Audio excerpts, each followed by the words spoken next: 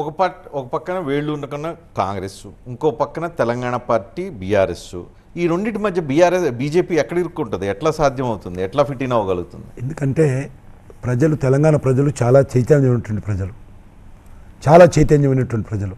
కేసీఆర్ కోటేశారంటే తెలంగాణ కోసం పోరాటం చేసిన నోటేశారు.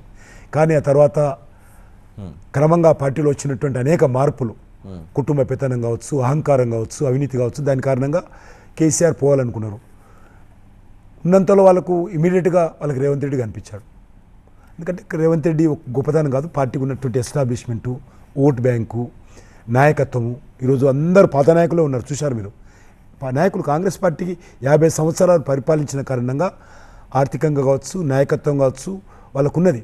కాబట్టి వాళ్ళు ఉన్నంతలో వాళ్ళు గెలిపించారు. కానీ ఖచ్చితంగా తెలంగాణలో మార్పు వస్తుంది. ఈ రెండు పార్టీలకు ప్రత్యామ్నాయంగా భారతీయ జనతా పార్టీ వచ్చే ఈ పార్లమెంట్ ఎలక్షన్స్లో మెజార్టీ సీట్లు వస్తాయి. మాకు మంచి పార్లమెంట్ సీట్లు గెలుస్తాం.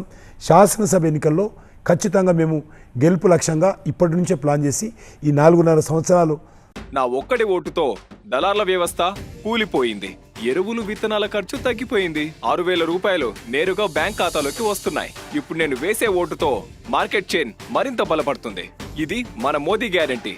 మరి నా గ్యారెంటీ? కమలం పువ్వుకు ఓటేద్దాం, బీజేపీని గెలిపిద్దాం. ఆ దిశలోనే ముందుకెళ్తాము. తెలంగాణ అధికారం రావాలి, తెలంగాణలో ఒక మంచి ప్రభుత్వం రావాలి అనే దిశలోనే ప్రజలను కన్విన్స్ చేసి ఒప్పించి వాళ్ళ మెప్పు పొంది ప్రజాస్వామ్య పద్ధతిలో అధికారంలోకి వస్తాం. బీఆర్ఎస్ బీజేపీ ఒకటే అనే ఒక ఇంప్రెషను, ఒక భావజాలం కాంగ్రెస్ క్రియేట్ చేసిందో అనిపించిందో తెలియదు, కానీ అసెంబ్లీ ఎన్నికల్లో మీకు నష్టం జరిగింది, బీఆర్ఎస్కి నష్టం జరిగింది.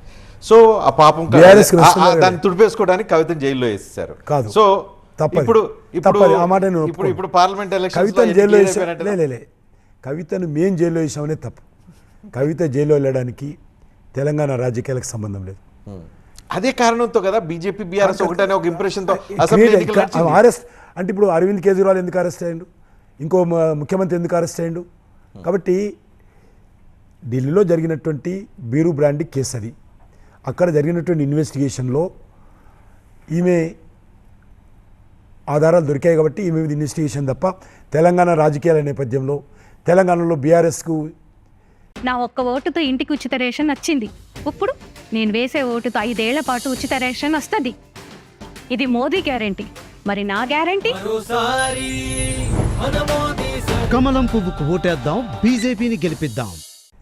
అధికారంలో ఉందానో, ముఖ్యమంత్రి కూతురు ఉందానో ఆమె మీద ఎక్కడ కూడా కేంద్ర ప్రభుత్వం కానీ ఏజెన్సీలు కానీ యూనివర్సిటీలు అందరూ తెలంగాణ భారతీయ జనతా పార్టీ కానీ తెలంగాణ రాజకీయాలు కానీ 1% కూడా సంబంధం లేదు. మా వాళ్ళు అప్పుడప్పుడు మాట్లాడి కొంత ఎక్కువ మాట్లాడడంతో కొద్దిగా నష్టం జరిగింది తప్ప మాకు సంబంధం లేని అంశం.